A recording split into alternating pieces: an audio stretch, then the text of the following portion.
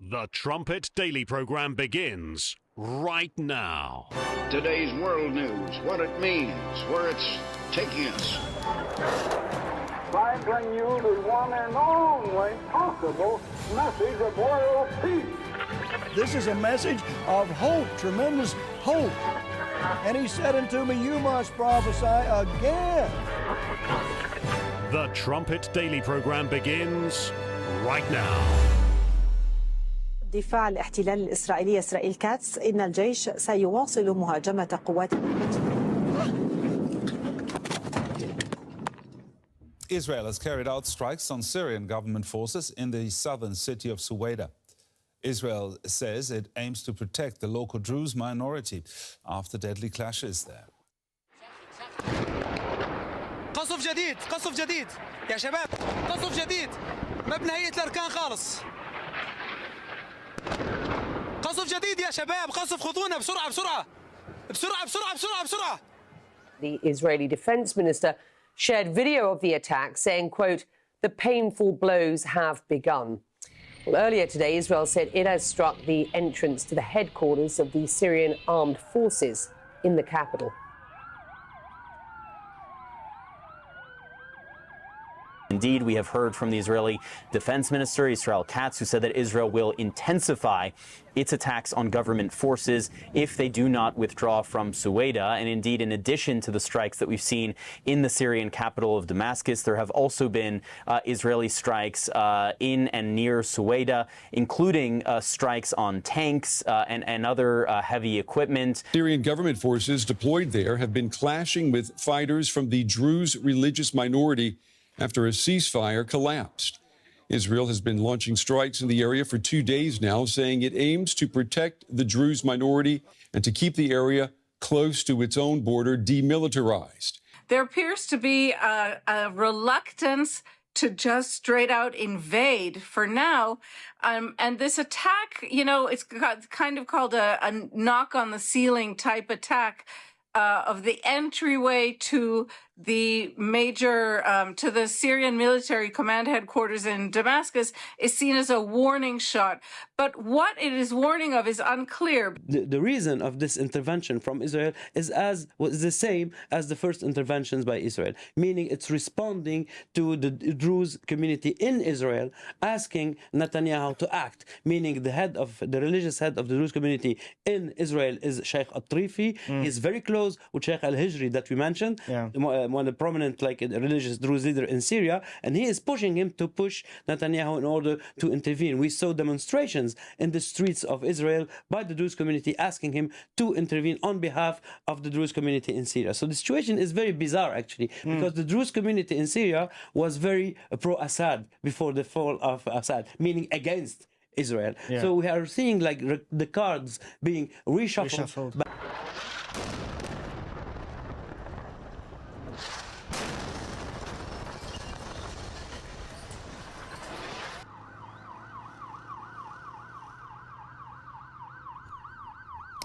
I'm pretty sure that Israel took out a building on as a live newscast was going on when they bombed Tehran. This time around, it's in Damascus, Syria. This is the world today. And also, this is what happens when Judah, little Judah, is roused from sleep. The Bible says that they have their hands at the neck of their enemies. This is quite a lot of action following the dreadful, tragic day, October 7, 2023. You're listening to Stephen Flurry, and this is the Trumpet Daily. We appreciate you joining us on today's show. You can get to the live video stream of this program at trumpetdaily.com or at the Rumble channel. Just go to rumble.com/Trumpet Daily. At Rumble, give us the thumbs up, please, and also leave a nice comment. And if you want to send in some feedback too, our email, the Trumpet.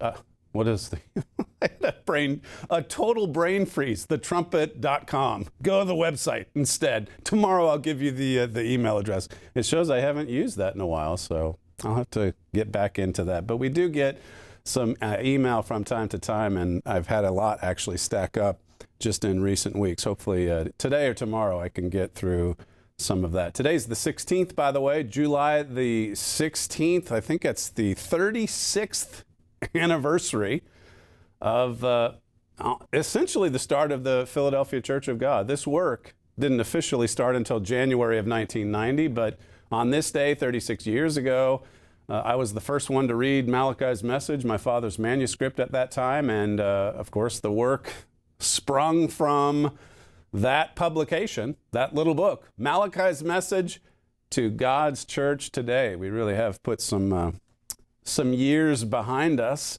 Lots of, as I was telling the campers and the workers this morning, I mean, we really are part of something truly glorious, to be a part of God's work, to be defenders of the faith, to be able to defend the truth of God.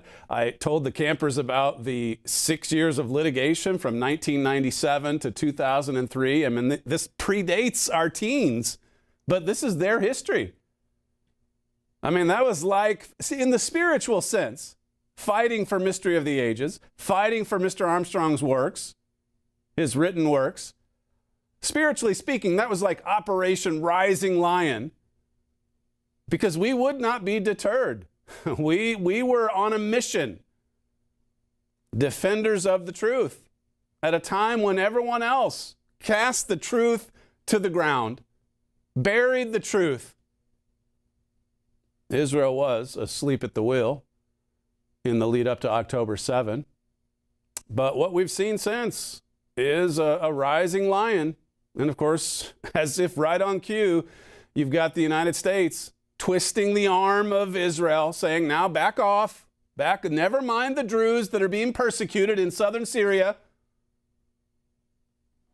Someone tweeted out, not only is Israel not committing genocide in Gaza, we know about Gaza, right? It's preventing one in Syria. You don't get that on MSNBC or CNN. Preventing a genocide? It says, just ask the Syrian Defense Ministry getting bombed here. Long after all the genocide liars are dead and forgotten, Israel's protection of fellow minorities in the Middle East will be remembered. That's a truth bomb right there. All of these deranged, delusional commentators saying that Israel's carrying out genocide, they're trying to prevent one in Syria. And then you can almost hear the Trump administration now. Well, now hang on. We've got a new leader. I know he used to be Al-Qaeda, but we've got a new leader in Syria, and we want to work with them. And we want to please our other friends in Qatar and UAE and Saudi Arabia. Listen to Bibi Netanyahu. This is him. It's in Hebrew, but it's got the subtitles. He's pleading with the Israeli Druze not to cross the border into Syria to basically go help out their brothers. I mean, Israel's concerned there's another October 7 style attack that could play out in southern Syria because of all the hatred and the animosity that exists between these tribal peoples. This is the world we live in. I mean, you turn it on from one day to the next, there's one explosion after another, sometimes literally. Let me read to you first what Matthew 24 says. I went through part of the Olivet prophecy the other day, and maybe we'll have more time for it on today's show. We also have the rest of Melanie Phillips' interview. We'll try to squeeze that in at the end of the show. But in Matthew 24 and verse 6, it says, "And you shall hear of wars and rumors of wars. See that you be not troubled, for all these things must come to pass." I mean, this must happen. This is what happens in the lead up to Jesus Christ. This is what all of the peacemakers do not understand or grasp. They are not looking to God. They are not looking to the prophecies of God. They're not looking to God and His truth for the solutions. They're just trying to figure it out as they go. And a lot of the ideas have just been recycled century after century after century. Although it's particularly bad now, given, as I said yesterday, the spread of German rationalism into the educational bloodstream here in the West, here in the United States. And you've got all of these fantasists coming out of the universities that say, if you can just sit down and talk this through, you can make peace. in Syria, in Iran. And meanwhile, there's just more war and rumors of war. It says in verse 7, "For nation shall rise against nation, and kingdom against kingdom, and there shall be famines and pestilences and earthquakes in diverse places." He says all this is the beginning, just the beginning of sorrows. We're seeing the beginning of that now. Here was Bibi earlier today, as I say, pleading with the Druze not to leave into Syria. It's too dangerous, he says. Clip 3. אחיי אזרחי ישראל הדרוזים, המצב בסואדה, המצב בדרום מערב סוריה, הוא חמור מאוד. צה"ל פועל, חיל האוויר פועל, כוחות אחרים פועלים. אנחנו פועלים כדי להציל את אחינו הדרוזים וכדי לחסל את כנופיות המשטר. ועכשיו יש לי בקשה אחת מכם. אתם אזרחי ישראל, אל תעברו את הגבול. אתם מסכנים את חייכם, אתם יכולים להירצח, אתם יכולים להיחטף, ואתם פוגעים במאמצים של צה"ל. ולכן אני מבקש מכם, חזרו לבתיכם, תנו לצה"ל לפעול. It's pretty bold, really. And that latest issue of the Trumpet magazine, this is Israel's rising lion. There's not too many world leaders left that show such courage and boldness. Look, don't leave to Syria and help your brothers up there. It's too dangerous. And plus, you might get in the way of the IDF. We'll take care of this. The IDF has swung into action. And you see buildings in Damascus going up in flames. This from the Times of Israel, as I say, perfect timing. It's what you would expect, given what's happened in the last 6 months. U.S. said to press for halt to Syria strikes. We told the Israelis to stop and take a breath. Did you tell the Syrians to stop killing Druze? I mean, what is wrong with our diplomats? This could possibly drive a wedge. We know they were all smiling last week, the Israeli representatives together with their U.S. counterparts. But here's yet another bone of contention. There's already plenty of people in Washington that see Bibi Netanyahu as a warmonger. Trump comes to the aid of Israel with that operation in the middle of the night in Iran. And then they're in intense discussions all last week to try to bring a ceasefire to Gaza. Well, now it's firing up in Syria. It seems like America is so eager to work with these terrorist sponsoring nations. Axios gives a pretty good timeline. I think I can bounce through some of this quickly. It says that Trump, the administration, asked Israel to calm down, dial it back. It says the U.S. officials are highly concerned that the Israeli attacks, including on Syrian military headquarters in Damascus and near the presidential palace, could destabilize the new Syrian government, as if it's stable in and of itself. Lots of instability all across the region. It says here, the official said the past 48 hours could seriously undermine progress toward a new security agreement between Israel and Syria. Marco Rubio, the Secretary of State, he said that the U.S. was very concerned about the Israeli strikes in Syria. You always see the statements like this, very concerned about Israel, what Israel's doing. What about the terrorists and what they're doing? I mean, yeah, we've all got to look at ourselves. We've got to see the evil within as well as the evil without. But what's happening? I mean, it's prophesied to unravel. This brotherhood, they're prophesied to fight with one another. It used to be that we were all together, allied with one another. There's still moments of that, like with the 12-day war, but still. Israeli officials claim the tanks, there were tanks moving into southern Syria, close to Israel. It says Israeli officials claim the tanks entered a zone that Israel, which is occupying parts of western Syria, has demanded to be demilitarized of heavy weapons. So Israel's made this demand going back a few months ago. And as far as Bibi Netanyahu is concerned, I mean, this is justification enough for a strike like what you saw there on live television in Syria. It says here, the leaders of the Druze community in Israel pressed the Israeli government to intervene, claiming militias affiliated with the Syrian government were carrying out a massacre of Druze in Suwaida.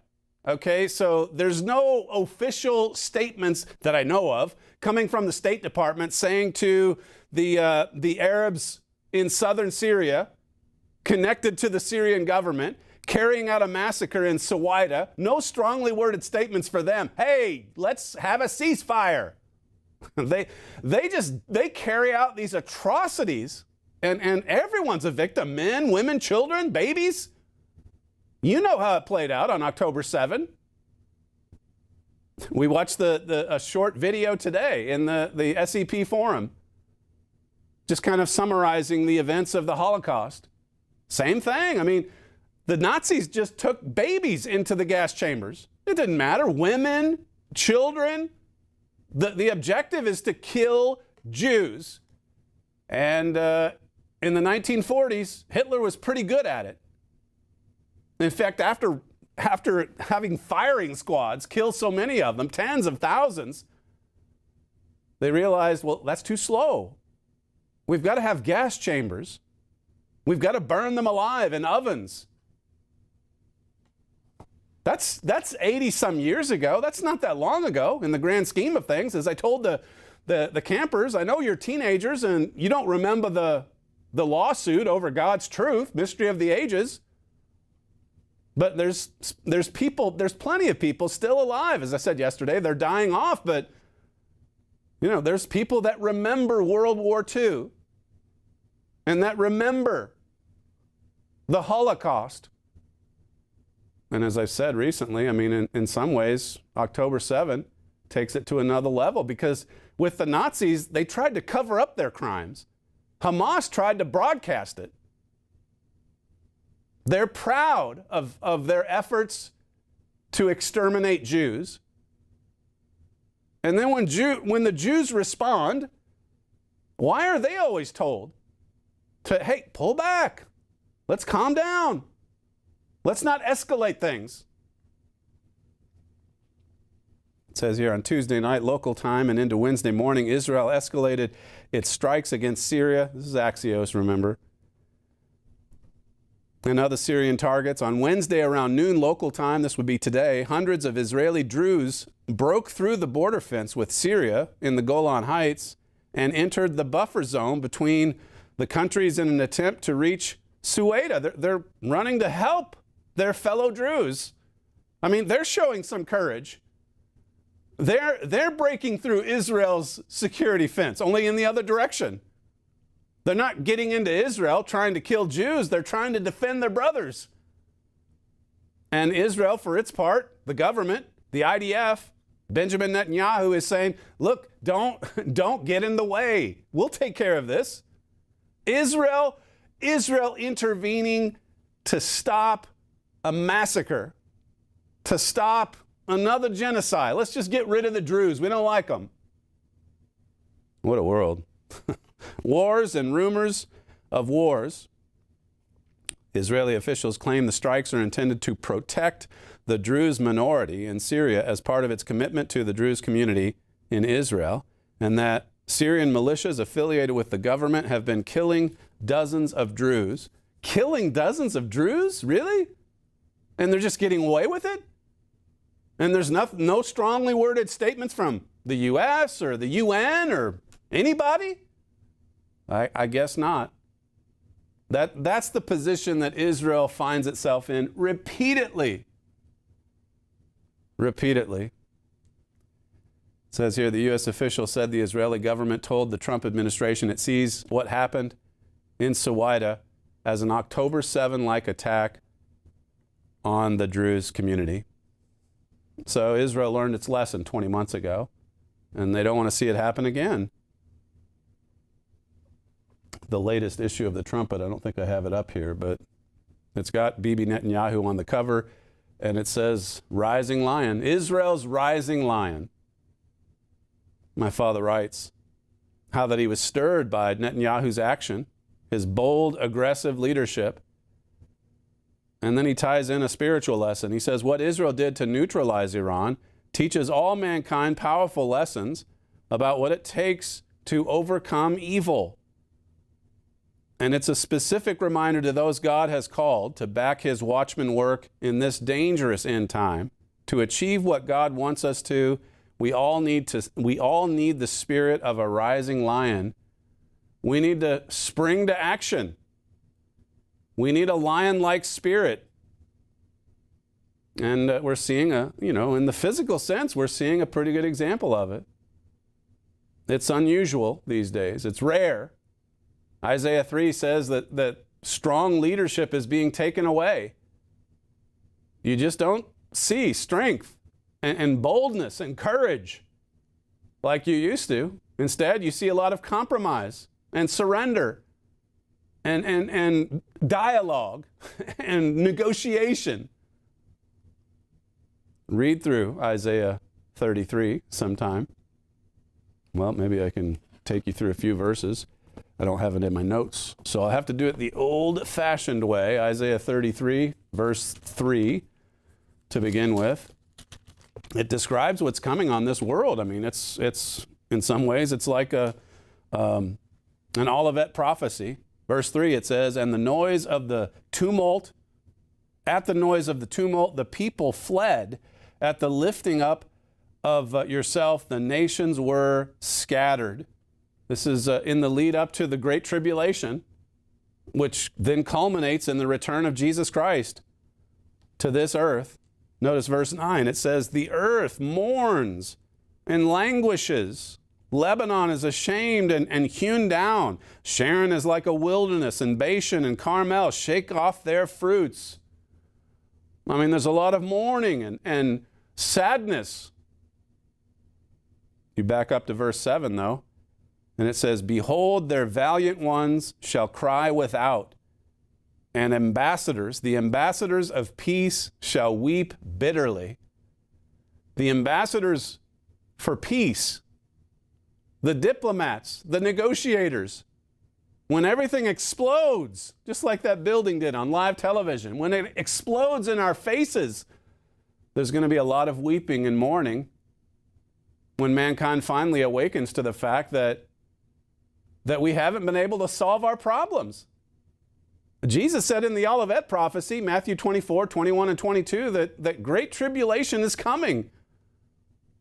And we need to be counted worthy to escape. That's in Luke 21.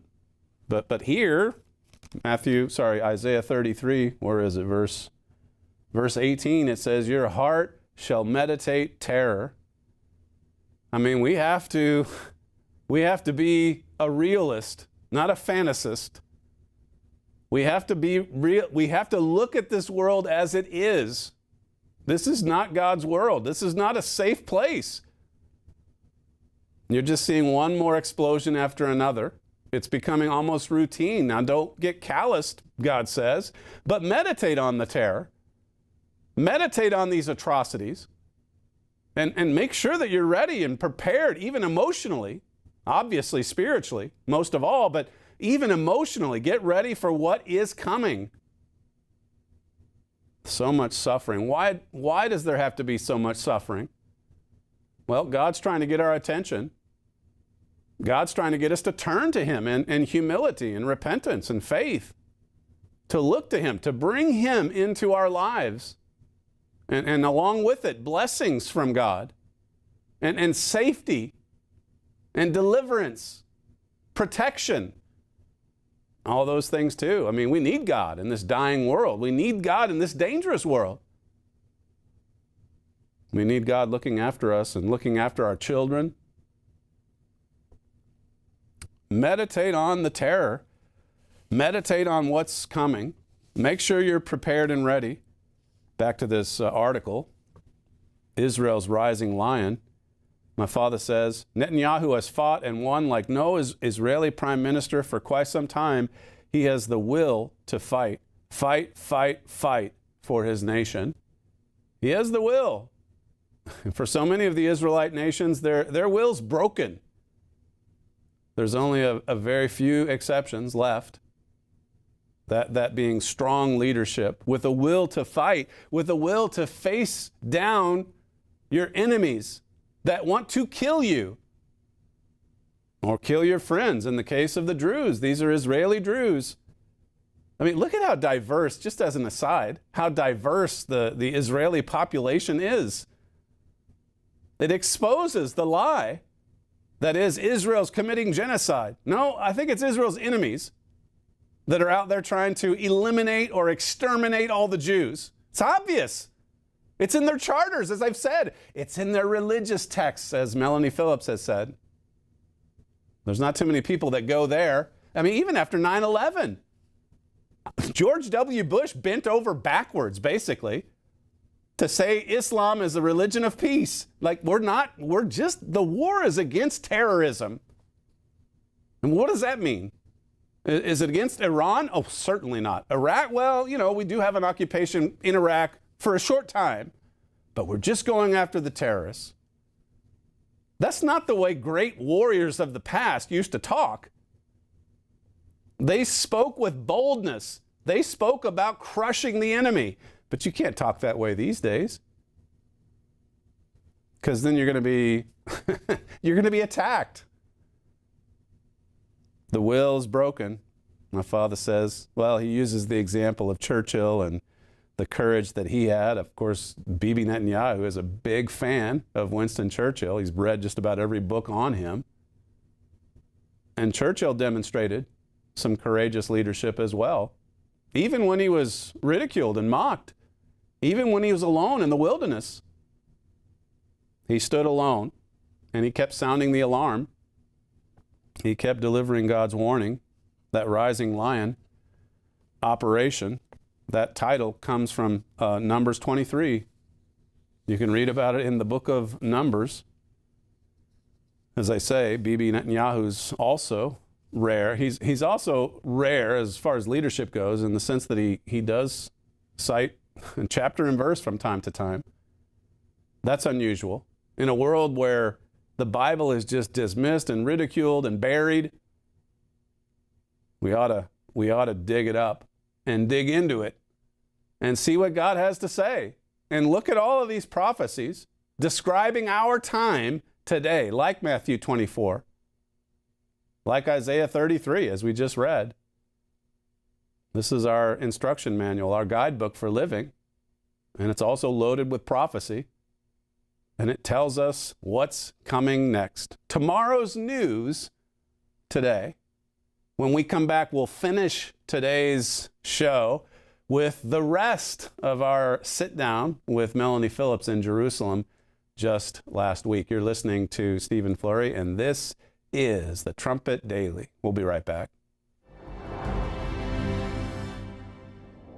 Daily news, Bible prophecy. See the connection on the Trumpet Daily. Are you feeling overwhelmed by the flood of news and information? You need something to sift the news and bring you only what matters most.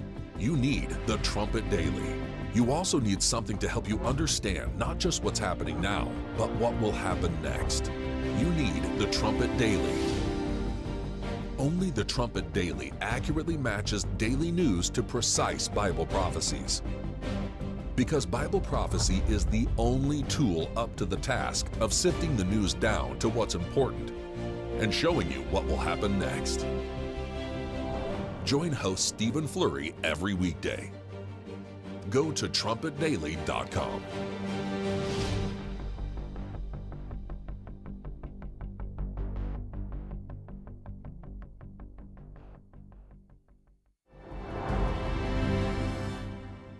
Right. Not a word. You said about Keir Starmer, I think you wrote this earlier, Starmer's defining characteristic is lack of leadership. It's not just the British Prime Minister's lackluster manner, his pedantry, his absence of inspiring rhetoric. It's that he so often says one thing that's promptly undermined by the next thing, that he ducks saying what he actually believes, And even when he does vouchsafe this, fails to follow through by leading from the front. So how do you end up with such weak leaders in these Western nations? You mentioned that there's still, millions and millions of people that see it, they understand it, they get it, but it just seems like leaders like this somehow get there time and time again. Well, how did the American people end up having to choose between Kamala Harris and Donald Trump? Donald Trump, even if one thinks he's wonderful, he was an outlier. He didn't come from the establishment. Right. He was elected twice in revolt against an establishment which had lost the plot. The Democratic Party has completely lost the plot, just like the Labour Party in Britain and the progressive left, I think, across the West.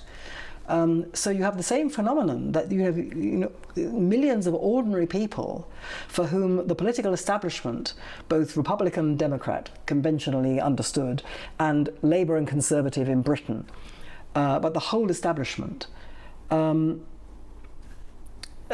longer stand up for what people understand to be their defining purpose, which is to protect their society and their culture and their nation. I mean, how do we get to that point? And, when it comes to Britain, the Conservative Party, and this is another long story, but the Conservative Party lost sight of what conservatism is a long time ago.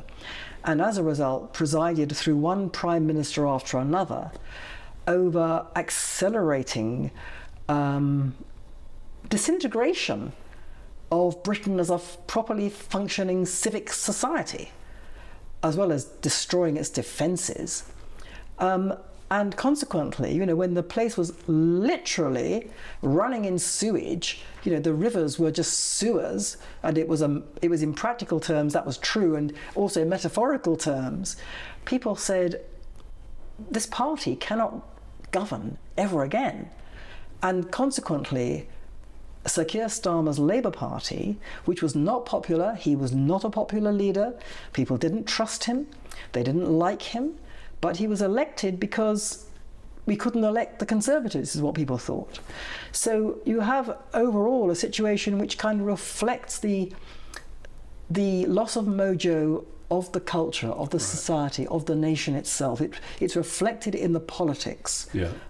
In America, it seems to me, forgive me for being presumptuous in saying so, but you've got a very divided society. Oh, sure. But between the Democrats and the liberal progressives on one side, and the Trumpists, and then the not-so-Trumpist Republicans on the other, but you've got a division. Right. In Britain, you don't really have a division. You have a kind of slide. Everyone's on the slide. People are on different gradations of the slide, but it's going down like that. There is no opposition. There's no division.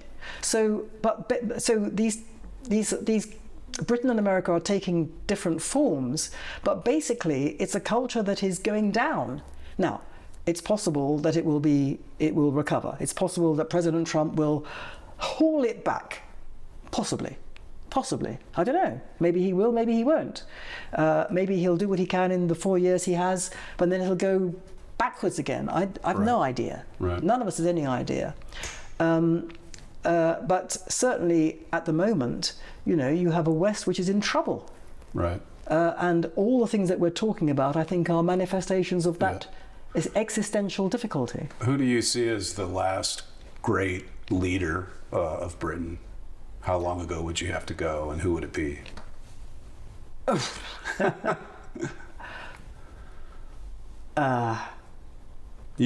We've talked before about your political views and how you kind of went through the transformation, and you mentioned before we started the interview that at the time you met Margaret Thatcher, you didn't like her, you opposed her. Since you've kind of gone through this transformation, do you now see her a lot differently? I see her differently, certainly.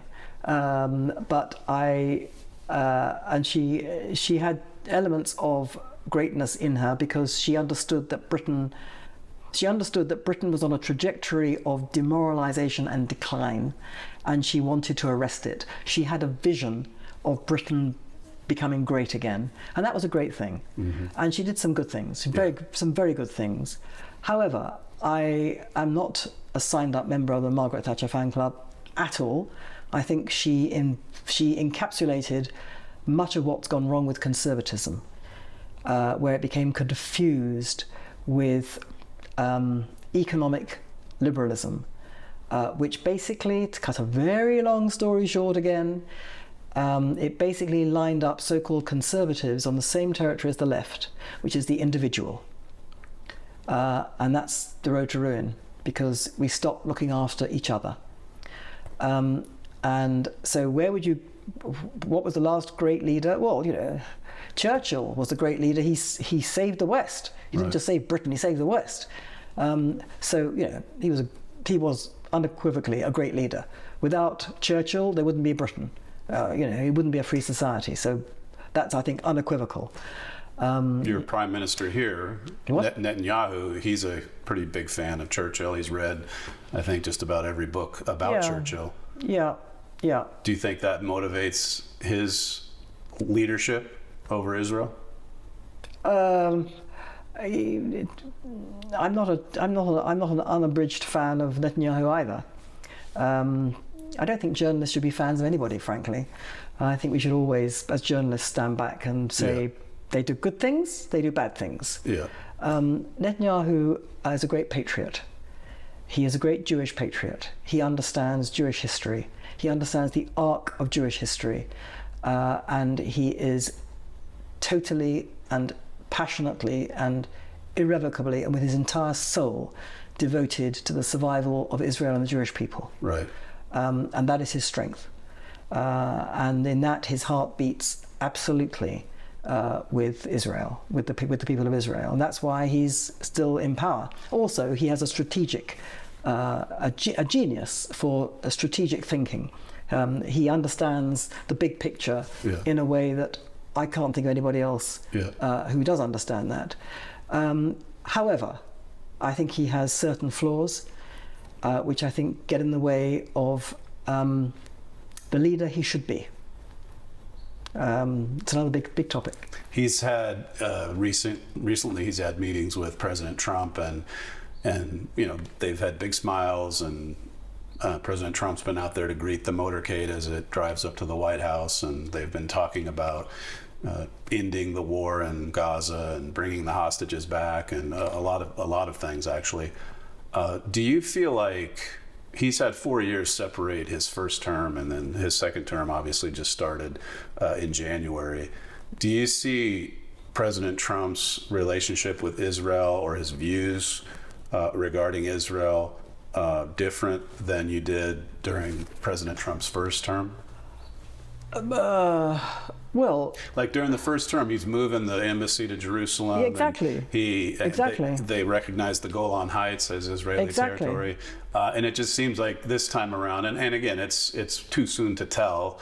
He did help with the Iran strike, for sure. But there's also quite a few commentators in the States that feel like he's applying a lot of pressure on Netanyahu to end these wars quickly and to negotiate with people that, as you say, want to kill Jews. And so, yeah, it seems like it's more of a mixed bag this time around, from my perspective. How do you see it? Well, it's all of those things.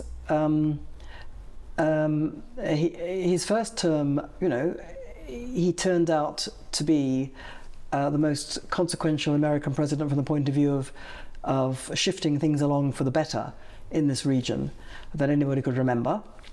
And this term, so far, he is still being thought of in the same way because of what he's done in terms of supporting Israel in its war, and coming in, bringing America in the way that he did. But there is great unease. I mean, I'm very, very uneasy because of these things we've been talking about, which is his passion for the deal, and also his passion, it would seem, to have it all done and dusted, you know, I am the president. He said it over and over again. I am the president who's going to bring peace. I'm not going to make war. Okay. Well, okay, we all understand that. We all want you to make peace, but there has to be, it mustn't be the peace of the grave. And, the idea you can stop war when, in fact, you could, the idea you can just sort of, threaten and do stuff, and then you'll bring people on side and then it'll be ended, is very nice, but it's not realistic when you're dealing with the Republic of Iran, for example. So I'm still concerned about this. I think he still wants to end it all. Right. He wants to have, on his record, he doesn't want to be the president who, for most of his second term, presided over war. Well, he may not be able to avoid that, actually. Yeah. On the other hand, as I said before, he could actually short-circuit much of the Gaza stuff by taking the action against Qatar that he should be taking, which he's not taking. So I'm concerned about all those things. So life is complicated. President Trump is a complicated man. Prime Minister Netanyahu is a complicated man. Why does the world insist on seeing them as simple people? Either you are for them or you're against them. The idea that you can think that they do good things and bad things, no. They're either got to be perfect or completely dreadful. What is this? This is a cartoon caricature of human nature. Life's not like that.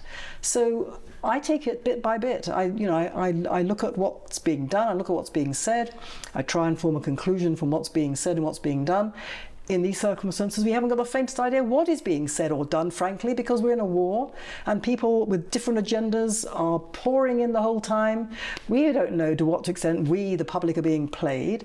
So we try to make sense of it as much as we can, bit by bit. That's as much as I can do. I don't try and form an overall view from the point of view of, is this person good or bad? It's not like that. Do you think Prime Minister Netanyahu will, to some extent, go along with this push to make deals? I have no idea. Do you feel like he's under intense pressure from President Trump?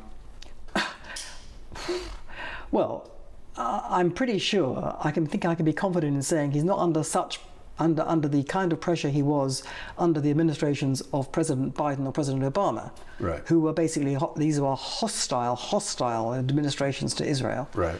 And I think Netanyahu did very well in keeping the show on the road as much as he could. But there's no doubt these two men did us in Israel and the Jewish people terrible, terrible harm. And a lot of blood is on their hands. A lot of Israeli blood is on their hands. In comparison, it's a breeze. But was there pressure? Of course there's pressure. As soon as President Trump came in, virtually his first act was that the next day, Mr. Witkoff was dispatched to this country, to Israel, and said to Prime Minister Netanyahu, ceasefire. Ceasefire. It was disaster. It was a disaster. Ceasefire and let the aid in. The aid came in. It helped Hamas. It helped them regroup and restock, and the ceasefire helped them regroup and restock. As a result, Israelis have died. How is one to evaluate this? That's what Trump did on his first day. Later on, he sent his bombers in to demolish Fordo. When one has to look at these things as they come and evaluate them as they come, and avoid these facile, overarching conclusions which bear no relation to reality at all. Yeah. Just a couple more points before we conclude. As far as negotiations are concerned, the Bring Them Home Now campaign, I'm not Israeli, but it seems like that movement is getting stronger, where it's give up whatever in order to get the hostages back. And I guess there's still 50 or so that are in captivity. So where do you stand on, I mean, everybody obviously wants the hostages returned. Of course. You mentioned the Qatar example, that's the best way to apply the pressure to get it done. If that's not happening, where are you with respect to the push to give up, you know, in the case of some of these lopsided swaps, all these terrorists in exchange for, you know, 5 or 10 Israeli This hostages? is an impossible dilemma. It's an impossible dilemma because while Hamas hold the hostages, they have the cards in their hand. I think you said in our last interview that it was sort of their ticket to survival. That's right. Yeah. That's right. I don't know. I mean, you know, I'm listening to a lot of voices, military voices. Some say, and there's an argument that's going on here the whole time about this, within the IDF, within the Israeli Defense Forces, between the IDF and the government, within the public. I do think that, you know, the hostage issue has been unforgivably weaponized here in Israel by the left. The left has one objective only, to bring down Netanyahu. Whether or not you support Netanyahu is not the issue. You may think he's dreadful. To use the hostages, use their relatives, and what those relatives have been going through is unthinkable. To use that terrible distress, these vulnerable people, in order to weaponize the fate of the hostages against Netanyahu and to blame him, therefore, for not bringing them home, and to say there's blood on his hands because he's not brought them home. The price of bringing them home is Israel's surrender. That's been made absolutely clear by Hamas from the start. You want the hostages back? Fine. You surrender. We remain in power. We remain here. You guarantee not to come after us. You guarantee to stop the war. You guarantee everything for us. And then they come home. In other words, total surrender. So what Netanyahu is being asked to do is to sacrifice the lives and security of 10 million people for what was originally 240. Okay? Now that is unforgivable. To have a mass movement on the streets and threatening, intimidating not just Netanyahu but his emissary Ron Dermer outside Ron Dermer's house. These demonstrations the whole time. You're killing the hostages. What is this? It's disgusting. So I feel very strongly about that, as you can probably hear. In terms of the issue itself, I don't know how I would resolve it. It's the most terrible dilemma. I'm hearing military people say, we can do it. We need to starve them. We need to starve the Hamas out. And we're not being allowed to do that because America, even now, and the world is saying you must bring in aid. And we can now see, actually, again, we're trying to see through the fog of war. But what is clearly happening now is that there is a kind of new front that's emerged ever since the American Gaza Humanitarian Foundation got going.